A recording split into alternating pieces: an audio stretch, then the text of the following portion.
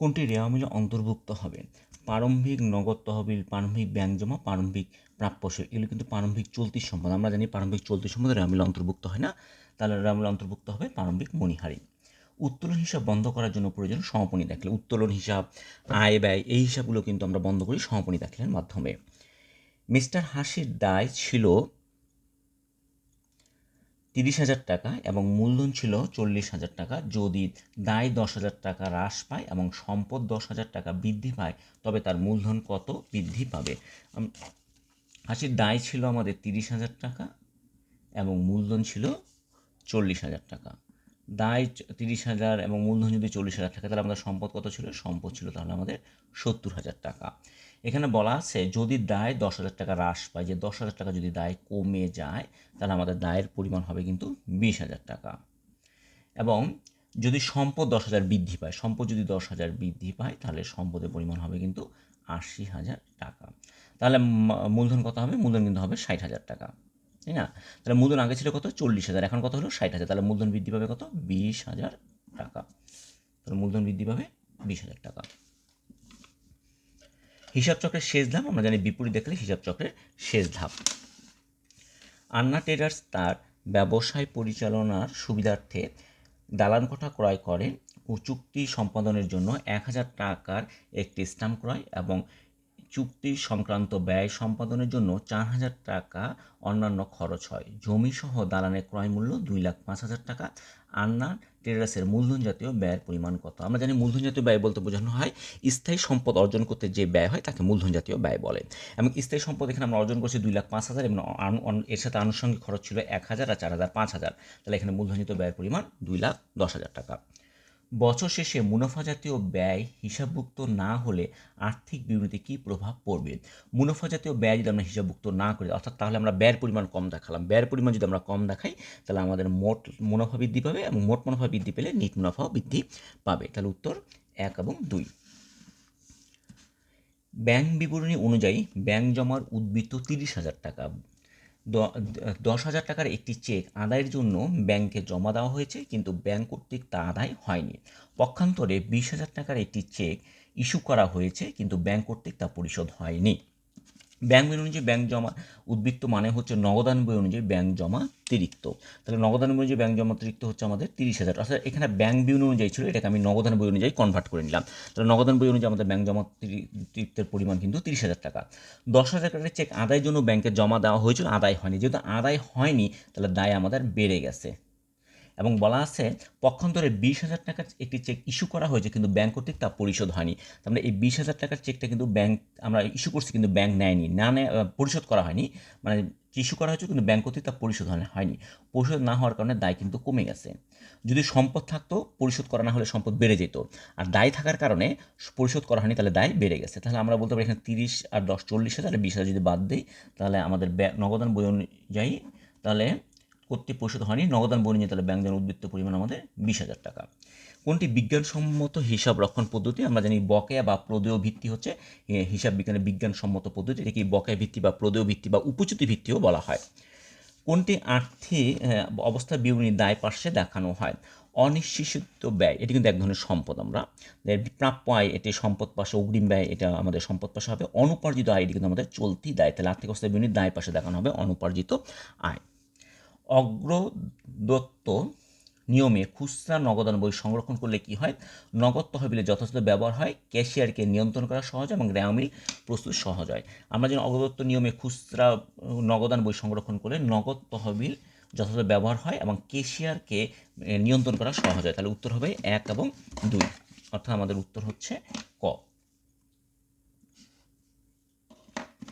অপচয় ধার্যের ফলে কি হবে? অপচয় হচ্ছে ব্যয়। অপচয় ধার্যের ফলে আমাদের ব্যয় বৃদ্ধি পাবে এবং সম্পদ হ্রাস পাবে। কেন সম্পদ হ্রাস পাবে? অপচয় কিন্তু সম্পদের ব্যবহারজনিত ব্যয় বা ক্ষয়।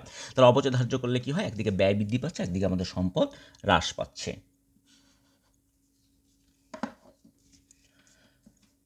মৌমিতা ট্রেডার্সের 2022 সালে সারা বছরের নিট বিক্রয় 6 লক্ষ টাকা। প্রতিষ্ঠানটি বিক্রিত পণ্যের ব্যয়ের ওপর 20% মুনাফায় পণ্য বিক্রয় করে এবং মোট মুনাফার 60% দ্বারা পরিচালন ব্যয় মিটিয়ে থাকে। প্রতিষ্ঠানটি বিক্রিত পণ্যের ব্যয় নির্ণয় করো। আচ্ছা, এখানে বলা আছে যে প্রতিষ্ঠানটি বিক্রয় হচ্ছে আমাদের 6 লাখ টাকা। বিক্রয় মূল্য কত আমাদের? 6 লক্ষ টাকা হচ্ছে আমাদের বিক্রয় মূল্য, যেটি কিনা বিক্রিত পণ্যের ব্যয়ের ওপর। আচ্ছা, বিক্রয়ের মধ্যে কি থাকে? বিক্রয়ের মধ্যে কি থাকে? আমাদের বিক্রয়ের মধ্যে থাকবে ব্যয় থাকবে, অর্থাৎ বিক্রিত পণ্যের ব্যয় আছে। বিক্রিত পণ্যের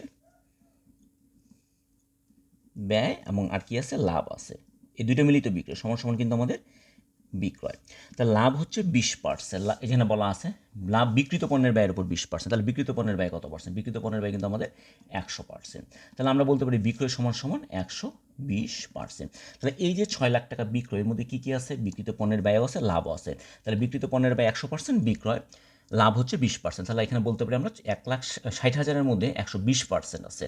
তাহলে 120% আছে। আমাদের কী চেয়েছে এখানে? বিক্রিত পণ্যের ব্যয় বের করতে। তাহলে বিক্রিত পণ্যের ব্যয় কত? 100%। তাহলে আমরা 100 দিয়ে যদি আমরা গুণ দিই, তাহলে এই 6 লাখকে আমরা যদি 6 লাখকে 120 দিয়ে ভাগ এবং গুণ যদি দিই আমরা 100 দিয়ে, তাহলে আমরা পাবো বিক্রিত পণ্যের ব্যয় 5 লাখ টাকা। তাহলে আমরা বলতে পারি আমাদের বিক্রিত পণ্যের ব্যয় 5 লাখ।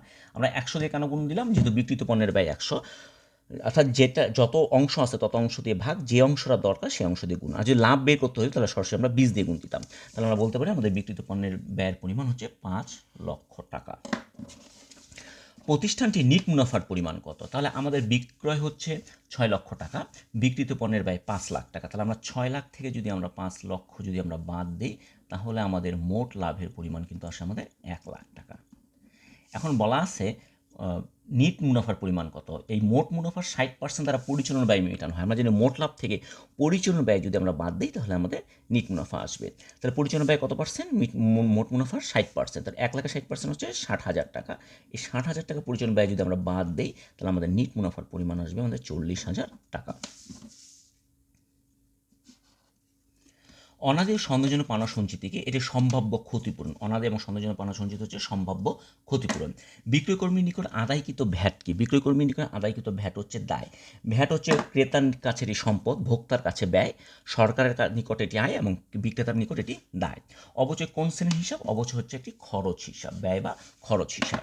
মূলধন বৃদ্ধি পেলে কী হবে? আমরা জানি মূলধন বৃদ্ধি পেলে আমাদের সম্পদ বৃদ্ধি পাবে। কেন? এ কারণ হচ্ছে মূলধন বৃদ্ধি পেলে কখনো দায় বৃদ্ধি পাবে না, মূলধন বৃদ্ধি পেলে ব্যয় বৃদ্ধি পাবে না, ব্যয় বৃদ্ধি পেলে মূলধন হ্রাস পাবে, উত্তোলন বৃদ্ধি পেলেও কিন্তু মূলধন হ্রাস পাবে। তাহলে আমরা বলতে সম্পদ বৃদ্ধি পেলে মূলধন বৃদ্ধি পাবে। মমতা ট্রেডার্স 2022 সালের 1 জানুয়ারি তারিখে 10% বার্তায় 50,000 টাকার পণ্য ক্রয় করেন। 30 জুন তারিখে 10% বার্তায় পণ্যের অর্ধেক মূল্য পরিশোধ করেন। হিসাবভুক্ত বার্তার পরিমাণ কত? আচ্ছা, প্রথমে আমরা ক্রয় করি 50,000 টাকার পণ্য, আমরা 10% বার্তায় ক্রয় করি। তাহলে 50,000 টাকা ছিল আমাদের পণ্যের তালিকা মূল্য, 10% বার্তা যেটা সেটা ছিল ক্রয় বার্তা। তাহলে 50,000 10% কিন্তু 5,000 টাকা। তাহলে পণ্যের তালিকা মূল্য 50,000, আমরা সেটাকে বার্তায় করে 45,000 টাকা পণ্য ক্রয় করি। তাহলে এই 5,000 টাকাটা কিন্তু আমাদের ক্রয় বার্তা বা কারবারি বার্তা, এটি লিপিবদ্ধ হবে না। তাহলে আমার কাছে এখন কত টাকা পাচ্ছে? 45,000 টাকা পাচ্ছে। এবং এই টাকাটা আমরা 30 জুন 10% বার্তা অর্ধেক পরিশোধ করছি। তাহলে 45,000 অর্ধেক কত? 45,000 অর্ধেক হচ্ছে 45,000-এর অর্ধেক হচ্ছে আমাদের কিন্তু 22,500। এই 22,500 টাকাটা আমরা পরিশোধ করতে চাইছি 10% বার্তায়। 22,500 10% কিন্তু 2,250 টাকা। তাহলে লিপিবদ্ধ এখানে বলা ছিল যে হিসাবভুক্ত বার্তার পরিমাণ কত? এই যে 50,000 টাকার পণ্য আমরা 10% বার্তায় ক্রয় করছি, এটা কিন্তু কারবারি বার্তা, কারবারি বার্তা লিপিবদ্ধ করতে হয় না। এই 45,000 টাকাটা আমরা ক্রয় করেছি 1 জানুয়ারি, কিন্তু 30 জুন আমরা পরিশোধ করতে যাচ্ছি অর্ধেক। তাহলে অর্ধেক হচ্ছে 35,000-এর মধ্যে আমরা পরিশোধ করবো, অর্ধেক হচ্ছে 22,500। এই 22,500 আমরা 10% বার্তায় পরিশোধ করতেছি, এটা কিন্তু নগদ বার্তা। নগদ বার্তা কিন্তু হিসাবভুক্ত করতে হয়। তাহলে 22,500 নগদ বার্তা কত হচ্ছে? 2,250 টাকা। যেই হিসাবটি কিন্তু আমাদের এখানে দেওয়া ছিল না, অপশনে দেওয়া ছিল না। ব্যাংকে টাকা জমা দিলে ব্যাংক বিবরণীতে ক্রেডিট দেখানো হয় কেন? কারণ ব্যাংকের নিকট দায় বৃদ্ধি পায়। আমরা যখন ব্যাংকে টাকা জমা দেই একজন মক্কেলের কাছে, অর্থাৎ যিনি ব্যাংকে জমা রাখে, আমানতকারীর কাছে কিন্তু সম্পদ বৃদ্ধি পায়, আর ব্যাংকের নিকট এটি দায় বৃদ্ধি পায়। কোন হিসাব হতে মেয়াদ পূর্তির পূর্বে টাকা ওঠানো যায় না? চলতি হিসাব থেকে যখন তখন টাকা তোলানো যায়, সঞ্চয় হিসাব থেকে তোলানো যাবে, এবং স্থায়ী হিসাব থেকে কিন্তু যখন তখন টাকা ওঠানো যায় না। মায়া ট্রেডার্সে 2022 তারিখে 31 ডিসেম্বর তারিখে খতিয়ানের উদ্বৃত্ত নিম্নরূপ: নগদ তহবিল 10,000 টাকা, ভাড়া প্রাপ্য হিসাব 8,000, প্রদেয় হিসাব 2,000, ভাড়া 7,000, ক্রয় 15,000, মূলধন 20,000, বিক্রয় 12,000, সমাপনী মোট পণ্য 4,000 টাকা। বলা ছিল মায়া ট্রেডার্সের অনিশ্চিত হিসাবের পরিমাণ কত? আচ্ছা, আমরা অনিশ্চিত হিসাবে দেখি এখানে ডেবিট ক্রেডিটগুলো একটু দেখো। এখানে নগদ তহবিল এটি ডেবিট 10,000, প্রাপ্য হিসাব ডেবিট 8,000, তাহলে 10 8 18,000। এখন ভাড়া এটা ডেবিট, তাহলে আমাদের এখানে ডেবিটের পরিমাণ হচ্ছে 10,000 নগদ ডেবিট, ক্রেডিট প্রাপ্য হিসাব 8,000, আর বিক্রয় ক্রেডিট 12,000 এবং ক্রেডিট ভাড়া ডেবিট। তাহলে এখানে ডেবিটের পরিমাণ কত হচ্ছে? ক্রয় ডেবিট ক্রয় আমাদের ডেবিট, ক্রয় ডেবিট 15,000। তাহলে এখানে ডেবিটের পরিমাণ হচ্ছে 10 8 18,000, 18 7 হচ্ছে আমাদের 25, 25 আর 15 হচ্ছে 40,000। তাহলে ডেবিট দিকে আমাদের পরিমাণ হচ্ছে কত? 40,000। এটা হচ্ছে আমাদের ডেবিট, ঠিক আছে। অ্যান্ড ক্রেডিটে কত আছে? ক্রেডিটে হচ্ছে মূলধন 20,000, মূলধন 20,000, প্রদেয় হিসাব হচ্ছে 2,000, বিক্রয় 12,000। তাহলে 20 আর 12 32 আর 2 34,000। তাহলে 34,000 হচ্ছে আমাদের ক্রেডিট। তাহলে আমরা বলতে পারি অনিশ্চিত হিসাবের পরিমাণ কিন্তু আমাদের 6,000 টাকা, অর্থাৎ ক্রেডিট দিকে আমাদের কম আছে। তাহলে অনিশ্চিত হিসাবের পরিমাণ হচ্ছে 6,000 টাকা। এই যে অনিশ্চিত হিসাবের পরিমাণ হচ্ছে 6,000 টাকা। তারপরের প্রশ্নটি বলা ছিল কোন হিসাবের উদ্বৃত্ত বৃদ্ধি করলে অনিশ্চিত হিসাবের প্রয়োজন পড়বে না। আমরা এখন দেখি আমাদের কম ছিল কোথায়? ক্রেডিট দিকে কিন্তু আমাদের কম ছিল, ডেবিটে 40,000, ক্রেডিটে 34,000, ক্রেডিট দিকে বৃদ্ধি করতে হবে। তাহলে ক্রেডিটে কী বসে? ক্রেডিটে আয় আর দায় বসে। তাহলে ক্রেডিটে আয় এবং দায় বসে। তাহলে কোন হিসাব বৃদ্ধি করলে আমাদের অনিশ্চিত হিসাবের প্রয়োজন হবে না? যদি আমরা আয় এবং দায় যদি বৃদ্ধি করতে পারি তাহলে আমাদের অনিশ্চিত হিসাবের প্রয়োজন হবে না। তাহলে উত্তর 1 আর 2, যেটা আমাদের না 1 আর 2 হচ্ছে আমাদের কতে আছে। তাহলে উত্তর হচ্ছে ক।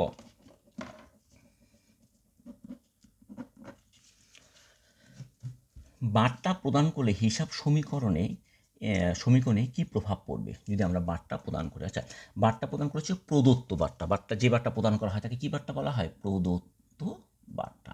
তাহলে প্রদত্ত বার্তা কিন্তু ব্যয়, তাহলে ব্যয় প্রদত্ত বার্তার কারণে ব্যয় কি বৃদ্ধি পায়? ব্যয় বৃদ্ধি পেলে কি হয়? মালিকানা সত্ত্ব হ্রাস পায়। তাহলে মালিকানা সত্ত্ব হ্রাস পাবে এবং সম্পদ হ্রাস পাবে। কেন সম্পদ হ্রাস পাবে?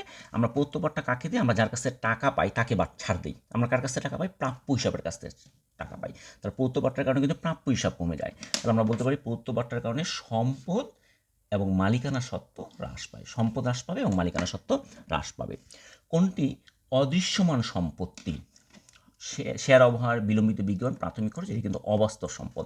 অদৃশ্যমান এবং স্থায়ী সম্পদ হচ্ছে সুনাম। সুনাম হচ্ছে অতিরিক্ত মুনাফা অর্জন করার ক্ষমতাকে সুনাম বলে। এটিকে ব্যবসায় কারবারে ভূষণ বা অলংকার বলা হয়। রেওয়া মিলে কোনো কলামে বসে না। কোনটি? আমরা জানি সমাপনী মজুত পণ্য এবং প্রারম্ভিক ব্যাংক জমা রেওয়া মিলে বসে না। যদিও কখনো কখনো সমাপনী মজুত পণ্য রেওয়া মিলে হিসাবভুক্ত হয়, তবে স্বাভাবিকভাবে আমরা বলতে পারি সমাপনী মজুত পণ্য এবং প্রারম্ভিক ব্যাংক জমা রেওয়া মিলে হিসাবভুক্ত হবে না। তাহলে 1 এবং 3 খ উত্তর। আর্থিক বিবরণীতে সম্পদসমূহ লিপিবদ্ধ হয় পূর্ণ প্রকাশ নীতি এবং ঐতিহাসিক মূল্য নীতি অনুযায়ী। সম্পদ লিপিবদ্ধ হয় 1 2 এবং 3। ব্যাংক বিবরণী অনুযায়ী অপরিশোধিত চেক কী করতে হবে? ব্যাংক বিবরণী অনুযায়ী অপরিশোধিত চেক মানে বকেয়া চেক ব্যাংক উদ্বৃত্ত থেকে বাদ দিতে হবে। এখানে এগুলো একসময় পরিশোধ হয়ে যাবে, যেখানে আমরা ব্যাংক বিবরণীতে বাদ দিব। ময়না এন্টারপ্রাইজ 1 জুলাই 2020 তারিখে 60,000 টাকার একটি মেশিন ক্রয় করে, যার আনুমানিক আয়ুষ্কাল 10 বছর এবং ভগ্নাংশ মূল্য 10,000 টাকা হলে প্রতিষ্ঠানটি সরলরৈখিক পদ্ধতিতে অবচয় ধার্য করে। 2021 সালের 31 ডিসেম্বর তারিখে পুঞ্জীভূত অবচয়ের পরিমাণ কত?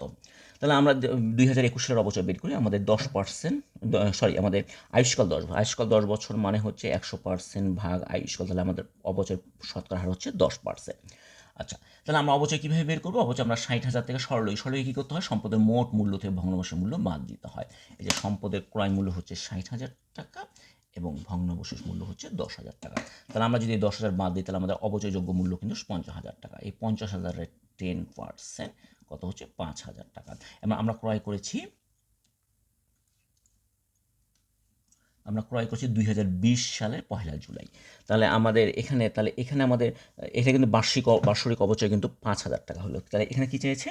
যে 2021 সালের পুঞ্জীভূত অবচয় কত? তাহলে 20 সালের অবচয় কত? 20 সালের কিন্তু 10% 5,000 হয়, 50,000-এর 10% 5,000, তাহলে অর্ধেক কত হবে? অর্ধেক হচ্ছে 2,500। এটা হলো 2020 সালের অবচয়। এবং 21 সালের অবচয় কত? 21 সালের অবচয় কিন্তু 50,000-এর 10% 5,000, তাহলে আমরা বলতে পারি পুঞ্জীভূত অবচয় পরিমাণ 7,000 500 টাকা। কারণ এখানে হচ্ছে আমরা ব্যবহার করছি হচ্ছে 2020 এবং 21 ব্যবহার করেছি 6 মাস এবং 21 ব্যবহার করেছি 1 বছর। তাহলে আমাদের অবচয় আমি যদি এভাবে যদি চিন্তা করি, আমাদের সম্পদের মূল্য হচ্ছে 60,000, ভগ্নাবশের মূল্য 10,000 বাদ দিয়ে যদি আমরা অবচয় করি, তাহলে আমাদের অবচয় পরিমাণ আসবে 5,000 টাকা। এবং আমরা ব্যবহার করেছি 1.5 বছর। কেন 1.5 বছর? সেটি হচ্ছে যে 20 সালের 6 মাস এবং 21 সালের 1 বছর মিলে 1.5 বছর, তাহলে এটাকে গুণ করলে আসবে 7,500 টাকা। এটি আমাদের পুঞ্জীভূত অবচয় হচ্ছে 7,500 টাকা। কমরাসমান জের পদ্ধতিতে 2021 সালের 31 ডিসেম্বর তারিখে অবচয়ের পরিমাণ কত? 2021 সালের অবচয় চেয়েছে। তাহলে কমরাসমান জের পদ্ধতিতে কী করতে হবে? আমাদের সরলরৈখিক অবচয়ের পরিমাণ কিন্তু আসছে, পার্সেন্টেজ আসছে, অবচয়ের হার আসছে কিন্তু 10%। কমরাসমানে কিন্তু এটা 20% হবে। কারণ কমরাসমান অবচয়ের হার বের করার সূত্র কি? যে 100% ভাগ আয়ুষ্কাল গুণন 2, তাহলে কত হচ্ছে আমাদের? 20% হচ্ছে। তাহলে আমাদের 20% যদি অবচয় হয়, তাহলে 2000, আমরা জানি সরলরৈখিকের সম্পদের মূল্যতে ভগ্নাংশের মূল্য বাদ দিয়ে অবচয় বের করতে হয়। ক্রমহ্রাসমান কিন্তু সম্পদের মোট মূল্যের অবচয় বের করতে হয়, সেক্ষেত্রে ভগ্নাংশের মূল্য বাদ দেওয়া যাবে না। তাহলে আমরা 60,000-এর উপর যদি অবচয় বের করি, আমাদের অবচয় চেয়েছে ওরা 21 সালে, 60,000। আর প্রথম আমরা 20 সালের অবচয়টা বের করি। 20 সালে আমাদের অবচয়